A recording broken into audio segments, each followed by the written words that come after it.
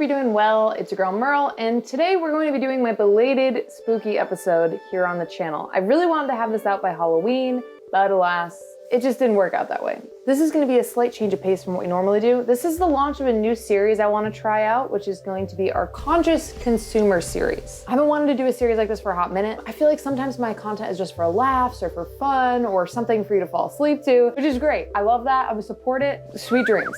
But I also want to make sure that I'm using the platform I have, no matter how small, to just try to do my part to make people more aware of the way we consume things. It just feels like we're becoming a more consumer-heavy planet by the second, especially with all the shops popping up on TikTok and now YouTube, but that's another video. I get the question all the time from people about why I'm vegan or why don't I eat dairy? Isn't dairy like not as bad? Don't you miss cheese? How can you live without cheese? I feel like it's easier for people to understand why I don't eat meat because it's like, in their mind, animal there one day, animal gone the next. Pretty self-explanatory. But with dairy, it's like cows make milk anyway, right? Full of nutrients, gives you healthy bones, right? Plus, milk equals butter equals cheese. I was a mozzarella ball a day kind of gal before I went vegan. And let me just get this straight up front. I'm not here to take cheese away from you. I'm here to ruin it for you. No, don't go. In all seriousness, here's what I'm not gonna do. I'm not gonna guilt you. I'm not gonna traumatize you. I'm not gonna tell you what to do. I know it can be nerve-wracking to watch these videos because you're kind of like, I wanna know, but also like, is this gonna scar me for life? But no.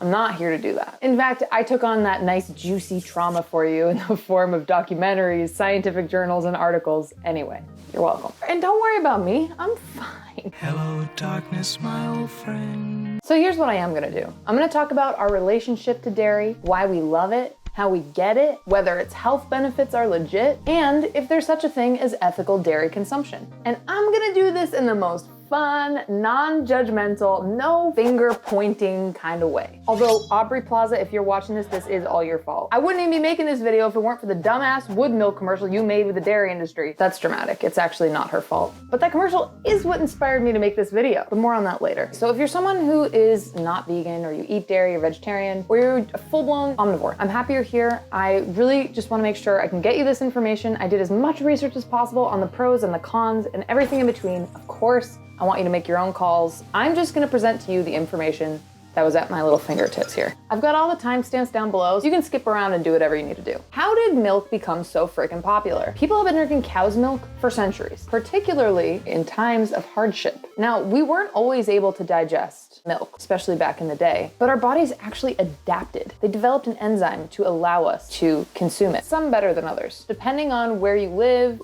and whether your ancestors were slapping that milk bag, will more or less dictate how well you can digest lactose. For example, Europeans, slapping that milk bag. So those of us from European descent, our stomachs tend not to be as destroyed by dairy. But in places like Southeast Asia, parts of Africa, it wasn't as prevalent. Therefore, people weren't exposed to it and their bodies didn't adapt. Now, there was another thing about raw milk. It didn't last very long. It tended to get stinky and dangerous because it was basically a breeding ground for bacteria. But people are clever. In 1862, a Frenchman named Louis Pasteur, he invented pasteurization, which is basically sterilizing the milk by heating it up, which makes it more consumable and gives it a longer shelf life. Now, this is where the spooky kind of mystery conspiracy, but it's not a conspiracy, it's all true. With pasteurization, milk is lasting longer. Demand isn't necessarily through the roof yet, but this is what changes it all. In 1914, we have World War I. And in order to help our allies, the US ships around 750 million pounds of dairy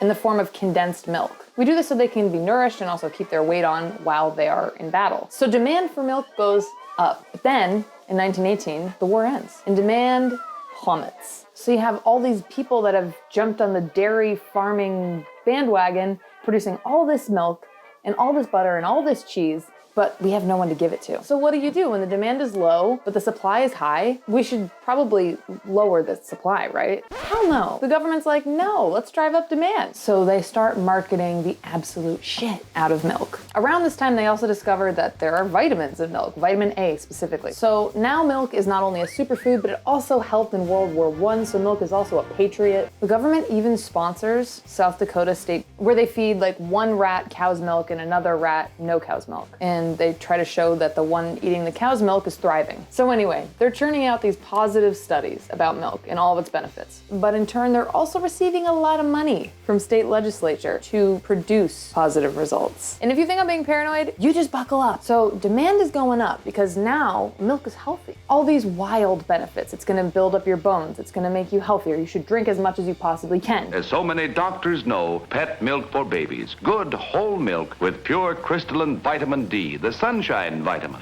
needed for sound teeth and bones and good steady growth. Not because we have too much of it and we don't know what to do with it, because you should, because it's healthy, because there's one place said it's healthy, and we paid them to say that. So in 1927, the government recommends that the public should be drinking 1 pint of milk a day. That's 2 cups of milk. By 1937, they bumped that number up to 4 cups a day, a quart of milk a day. My Lord, like, how many people were shitting their pants on a regular basis? I just need to know. Now, from 1929 to 1941, we have a thing called the Great Depression. People can't afford milk, so demand goes down. Now, I know this didn't work last time, but supply is gonna have to halt, or at least extremely decrease, right? Oh, that's right, not in this case either. Why, you ask? Well, farmers go on strike and start pouring out their milk in the streets. They're like, nobody's buying our milk. So Congress goes, oh, shush, hush, little baby, don't you cry, don't you worry. We're gonna make something just for you guys. And it's called the Agricultural Marketing Agreement of 1937. What does that do? It establishes a minimum price for milk, no matter what happens in the world. So basically, they're gonna be making the same amount of money, whether the economy crashes or what happens. But then you're like, well, but even if they establish a price, who's gonna buy it? They can't afford it. Do you wanna guess? The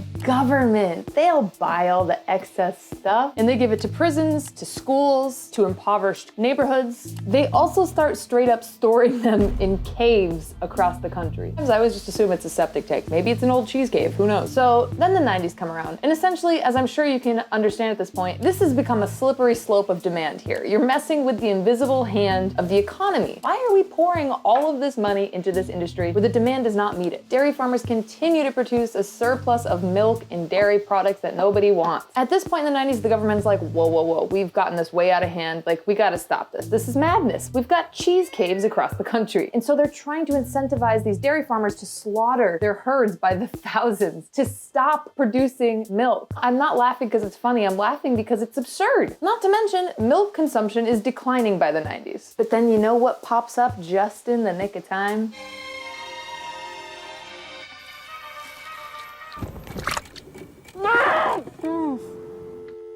Got milk?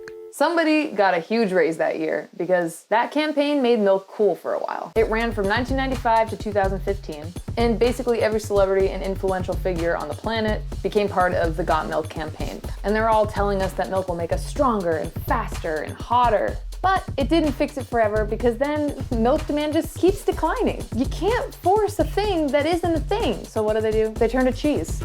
4 unique tastes push the Cheese Extreme Quesadilla. Only Pizza Hut's new menu gives you your cheese pizza covered in cheese. The triple cheese covered stuffed crust pizza. May I have the last slice? Actually, you're only entitled to half. I mean, I remember having cheese stuffed crust pizza for lunch at schools. They're incentivizing large chains like Starbucks and Domino's, Papa John's, Burger King, to add more cheese. So the USDA, that's supposed to be in charge of keeping us all healthy, they're also involved in multi-million-dollar deals with the dairy industry to try and get more dairy on the menu. They should have just been more straightforward. From Got Milk, they could have just gone, cheese? Cram it in your mouth hole. Now this might remind you of what I mentioned earlier in the video, which was the Get Real, Got Milk, Wood Milk campaign by Aubrey Plaza. I'm putting this here because it feels very similar. They're taking someone who we all view as cool with her brilliant comedic timing and her undeniable charm and charisma. You know me as an actress, but I'm also the co-founder of Wood Milk. Someone I always really liked and looked up to. They take her and they use her to roast us.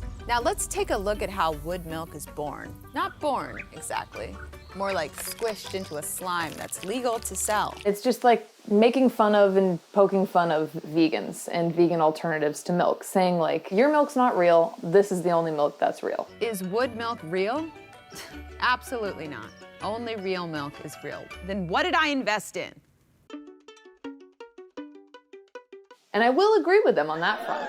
I know, shocking. Plant-based milks are not real milk. Imagine like an almond bullet just came through the window and took me out. But they're not real milk. They're a milk substitute. I can see that. I know that, okay? And I love me some oat milk. But no one's out there milking oat titties, as an elderly gentleman in my acting class once said to me. But the idea that cow's milk is the only real milk, that is what's bizarre to me. When in fact, all mammals produce milk. So by that logic, we actually have our pick of the litter, starting with our own human milk, or as we call it, breast milk, which is actually kind of surprising that we don't call that the real milk, but whatever. If you're not afraid to jump over to another species' breast milk, could I interest you in bat milk, pig milk, horse milk, wolf milk, cat milk, elephant milk, rabbit milk, squirrel milk? Nowadays, we're seeing smaller dairy farms struggling and closing completely. Meanwhile, the dairy and meat industry gives millions and millions of dollars to politicians to make sure that those health guidelines that the USDA puts out for us aren't rolled back. And to this day, the government is still purchasing surplus dairy products. With what money? With who now? Who's paying for that? Oh no, they're not paying for that. I'm paying for that. You're paying for that. My vegan taxpayer dollars are paying for them to buy dairy and store it so that more and more and more dairy is produced and wasted. It makes me furious. Like, we should all pay our taxes, but it's infuriating that that's where they are going. To this day, the USDA recommends the average person drinks 3 cups of milk each and every day. Maybe you're thinking to yourself, but Merle, what about all the health benefits that go along with cow's milk? Sure, that's a sketchy history of milk in the government, and that's weird, but like, it's healthy, right? I think this question of is it healthy to drink milk really rides on why you're drinking it at all. Are you drinking cow's milk for vitamins A and D, or to get calcium? Are you drinking cow's milk for protein? For one thing, around 65% of adults globally cannot digest dairy properly. We just can't. A 250 milliliter glass of milk contains 8 grams of protein, 12 grams of carbs, 2 to 8 grams of fat. This of course all depends on the type of milk it is, right? Is it whole milk? Is it skim? Reduced fat? Now, I'm not gonna sit here and say that that's bad. I have seen contradictory articles about whether or not cow's milk is good for bones, if it makes your bones more brittle. Different places say different things. For example, the National Library of Medicine said that cow's milk can be really helpful later in life for those who might have osteoporosis. Women are twice as likely to get that. But then there are these other Swedish studies that are saying that too much calcium in cow's milk is actually leading to more brittle bones. So it's just really confusing. Stanford nutritional scientist Christopher Gardner had these things to say. There are countries like Japan and India where the population is predominantly lactose intolerant, where milk intake is low and hip fracture rates are also low. But many of those cultures do more weight-bearing activities than Americans, he said. It is better to be physically active than drink milk as a way to strengthen your bones. Take it or leave it. Overall, there are so many opinions saying cow's milk is good, cow's milk is bad. But I think the bottom line is that there are health benefits in drinking cow's milk, but you don't need cow's milk to get those benefits. You get what I'm saying? You can get that same calcium and vitamins found in cow's milk in other ways. How do we get cow's milk? Okay, I know that this is where the video can get kind of scary for some of you, myself included. So I'm gonna do it in a sensitive way so as to not keep you from learning about it. I'm not gonna show you any graphic content, and I'm gonna talk about this process in the most succinct, straightforward way that I see possible. In fact, we'll start this with a very peaceful video. Okay, so we see the monocropping food for all the cows. Based on this infographic from the USDA, I learned that lactating cows drink 30 to 50 gallons of water per day, and they eat 100 pounds of food a day for one cow. I'm not sure though why they put this in perspective by saying that would be equivalent to us drinking 600 cartons of milk. Like, why are you comparing water ingestion of cows to milk ingestion for people? It's just so weird. Okay, so now we see the cows standing in a windowless warehouse on filthy rubber mats, eating their TMR. Okay, next we see the cows corralled on their spinning milk circle. They're all just standing there waiting for the nipple pumps. Then we see the people with these automatic vacuum nipple clamp pump things. And they get in there. The cows are like kicking them away. Or maybe they're making room for them, I don't know. This is what the video does not depict. Any cow, in order to produce cow's milk, needs to be pregnant. This is something I think a lot of people don't realize. Cows don't just produce milk. They need to be pregnant. Mammals, in general, we need to be pregnant to produce milk. So all of these female cows, all these dairy cows, have to be artificially inseminated to become pregnant. The video also doesn't show the cows carrying the baby to term for 9 months. It doesn't show them giving birth, which you may have heard is like the most painful thing humans ever experience. We also don't see that the baby cows, just days after being born or hours after being born, are taken away from their mothers so that they can bottle that milk to give to us. Hi, I'm editing this video right now, but there's one thing I realized I didn't include in here, and that is the very real bond that happens between a mother cow and her calf. Some people don't think that cows or other animals, other species can feel love or these emotions, and that they don't care that they're separated from their babies immediately after they give birth. There are countless videos that have gone viral that prove that that is not true. They love their babies, they care for them, they miss them. It goes so far to this New Zealand video that went viral where there is a mother cow that's like chasing her calves down the street as they're being hauled off to slaughter after being born. And there's this other video that went super viral where these dairy farmers are laughing while one of them gets attacked by a mother cow when the dairy farmer tries to take the baby away.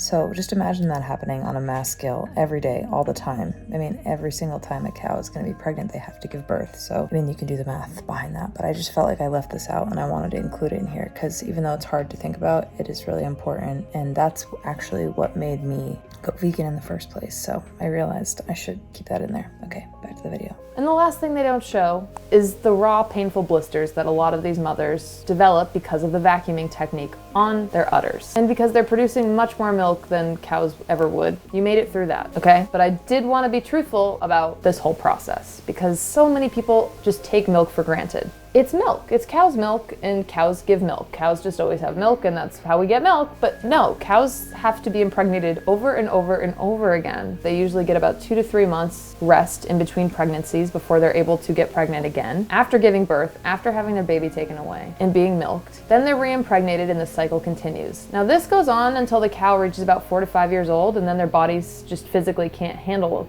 being pregnant and giving birth over and over again. So essentially they get used up.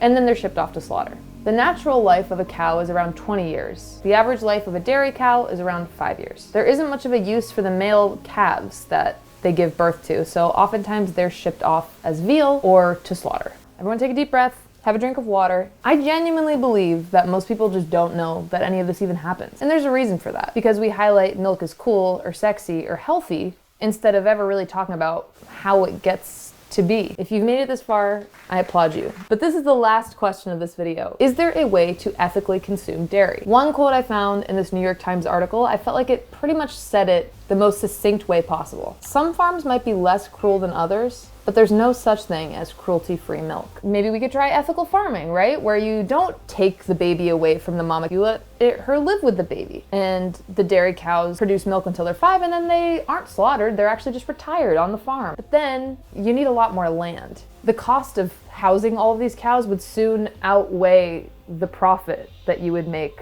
with the cows that are producing milk. And also there is just not enough land on this planet to sustain all of the baby cows that are being born because of the dairy industry. Aside from the sad lives of the dairy cows involved in cow's milk production, the dairy industry is wreaking havoc on the planet. Aside from the food and water consumed by these dairy cows, deforestation for pasture lands, the toxic shit sludge that runs out of those giant barns where all the hormones and antibiotics that are in the cows comes out with their poop and it runs off into our water system, poisoning the water systems and causing dead zones and ocean acidification. Nowadays, milk consumption is declining. It has dropped around 40% since 1975. This trend is accelerating as more and more people are adopting some more milk substitutes like almond milk, oat milk, etc. Gen Z, Big Dairy is after you. They are gonna market cow's milk to you up the wazoo, and cheese. When it comes down to it, soy milk is really the best competition naturally for cow's milk because it's comparable in both protein levels and nutritional value. The other plant-based milks like oat milk, rice milk, almond milk, etc. A lot of those are fortified with the vitamins that cow's milk naturally has. So maybe check to see if the plant-based milk you're drinking is fortified. Unsweetened, fortified plant-based milk is your best bet. And already we have in the works something called lab-grown milk, which replicates traditional cow's milk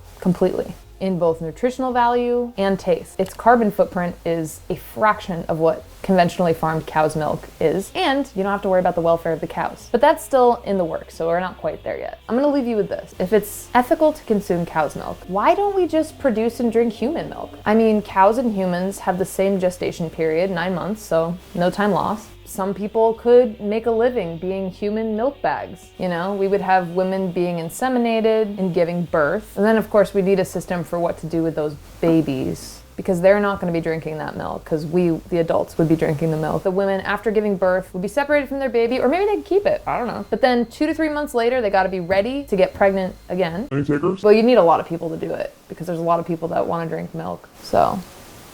I'm just trying to shed light on this industry so you can know where your taxpayer dollars are going and what you're putting in your body and who's giving you the milk that you're putting in your body and how you get it. And however you feel as a result of that, whether it's angry or sad or scared or indifferent or hungry, I don't know, man, people surprise me every day. That's just something for you to sit with. Either way, I feel better having put this out there. Hopefully the milk mafia will not have a hit on me now. Like, kind of kidding, but like also not. This video was made with the help of many other videos and other articles and journals and the research and hard work of many other people, and all of them are going to be linked below. I'm really excited about this series. It makes me feel like I can do a little bit of good in this world, so please let me know who you would like me to look into next. A couple of other topics I was thinking about, we're doing like Shein, the fast fashion company. Privatized water was another idea I had, but if there's anybody you want me to investigate, you let me know and I will get to digging. Please like and subscribe if you enjoyed this video, or even if it made you really upset, but you're still here somehow. It helps so